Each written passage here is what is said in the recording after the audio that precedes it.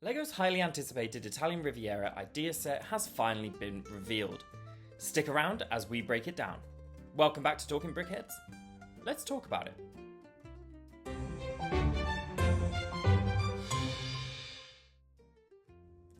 As this set is from the Ideas line, it of course came from a fan submission. And the Italian Riviera is the brainchild of Alex Sali, and I have to give him his flowers for the original design because it really was on everyone's lips in the community. Some of you may even have voted for it yourself like I did. Now we see the final form of the set. There are a lot of similarities, but an equal number of differences, so stick around and we will dive into those. First up, let's go through the stats on this one. Set 21359 packs a huge 3,251 pieces, along with 10 minifigures into a diorama depicting a coastal street on the Italian Riviera. The set will retail for £250, $300 or €280. Yes, you heard that right. Anyway, let's head in and discuss the set, starting with what I think is a success, and that is the Legofication of the submission. Don't get me wrong, I love the original style, but it definitely looks like a mock. Lego designers have gone in and brightened the colour palette while generally staying faithful to the original. The most obvious change is this back building, which has gone from a sort of mauve colour to a peach. And while the right hand building is now more orange, the front yellow structure is largely the same. But a major change is that all the buildings have fewer masonry bricks. Personally, I do prefer this smoother look. It matches the real Italian Riviera stucco walls and bright tones. But what about you? Do you like the final version's changes, or do you miss the original's grittier texture? Another major change here is the coastal section of the set.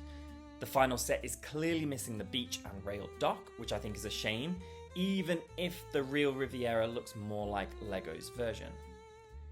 I also wish they'd kept the fountain as a focal point, but I do like the new steps and archway at the back. They add a bit of dynamism, and you can kind of imagine that there were maybe more houses climbing up a cliffside.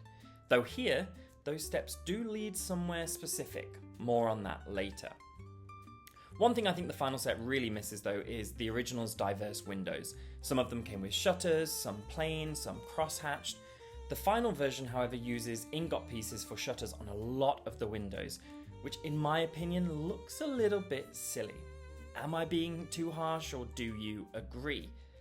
The lack of climbing plants also takes away some life from the set, though I love the new balcony on the orange building and the genius spoon sausage railing at the front. My final comments on the external parts of the build though are that I really like the roof sections in the final build. I personally think that they look better than the original, as they look a little bit more like real life, and I love the entrance for the orange building now being below ground level. This set is full of little details that have been added to bring extra interest, like the aerials on the roof sections and the bits of brown in the paving and rockwork, which give a little bit of dimension. Moving inside now, like a modular building, this set gives you the ability to remove floors and explore the interiors. That entrance I was talking about in the orange building leads down to a fishmonger shop, where minifigs can grab freshly caught fish straight off the shop owner's boat. The shop is small but well stocked, with plenty of fish hanging around, a register, a sink, and even a pre-filleted fish on the counter ready for sale. Upstairs, accessed via the stairs I said lead somewhere earlier, is an apartment for the fishmonger and his family. The kitchen is on the second floor, where someone's very busy making pesto pasta, and can I just say how much I love this print? It really might be my favourite in this set, but a strong contender is coming up. The top floor is the bedroom for the apartment, with a small bed, clothes rail, and balcony access. Moving over to the peach building, lift the roof and it reveals a top floor housing another kitchen. This one a bit more modern and kitted out with a fridge, wall mounting cupboards and stove set. My favourite element here though is the brick built mocha pot, which as a coffee addict myself really speaks to my soul. The apartment here also links with the yellow house, with a living room that leads through to the balcony at the front. This living room is fitted out with a sofa and TV, which sits upon a really nicely built side table. But going back to the kitchen, we see that print, and this is a 1x2 tile printed in the style of a freshly baked focaccia bread. This one is just so cute, and like I said, is possibly my favourite print here, but I am biased considering what I would do for a good focaccia. Downstairs we've got an adorable gelato shop. There's a giant ice cream mural on the wall, which is great, and the counter displays all of the flavours, which look fantastic. Even the little details like the menu and the achievement certificate on the wall, it's giving big Italian vacation vibes. Last but not least, let's dive into the yellow building's ground floor, literally. The sign outside tells us that this is a diving shop, and while we don't have too many images of this interior just yet, the ones we do have are packed with little gems. From the bird's eye view, we can spot life jackets, oars, and even a compass, all the essentials for a Riviera underwater adventure. And looking closer, there's sunscreen, flippers, and a new recolor of the air tank. Does that mean a new classic spaceman color is incoming?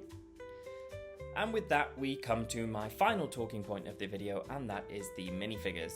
Like I said earlier, we get 10 in this set, and there's a great variety of outfits. Starting with our fisherman, who is by far my favourite figure from the lot. I love his chunky jumper and green jacket, plus his dual moulded legs depicting his boots are a great touch. Next to him is the lady who lives above the shop, possibly his wife, and she comes with a nicely printed apron ready for her pasta making session. Also from that family, the grandson stands next to her, rolling pin in hand, ready to help out. The owner of the gelato parlor wears a fun pinstripe shirt in appropriately ice cream-like pink and teal, and she stands next to our dive shop owner, who is holding that focaccia print I love so much again.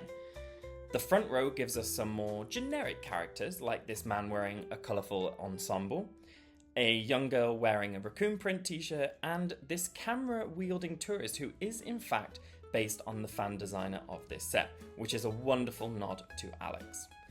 The final two minifigures are this food critic ready to write about the famous gelato, and our resident Riviera-appropriate Vespa driver with a nice purple helmet. So, my final thoughts. This set is packed with details, so much so that I've only really scratched the surface in this review, and while it deviates from the original submission a fair amount, it is a fantastic reimagination. My only reservation here is that price tag, because oof, who has £250 lying around for this? I know I don't.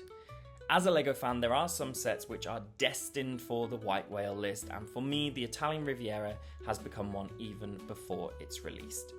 But what do you think about this one? Let me know your favourite details in the comments below. Remember to like the video to drive engagement and subscribe for more LEGO content. Thank you for watching, and as always, happy building!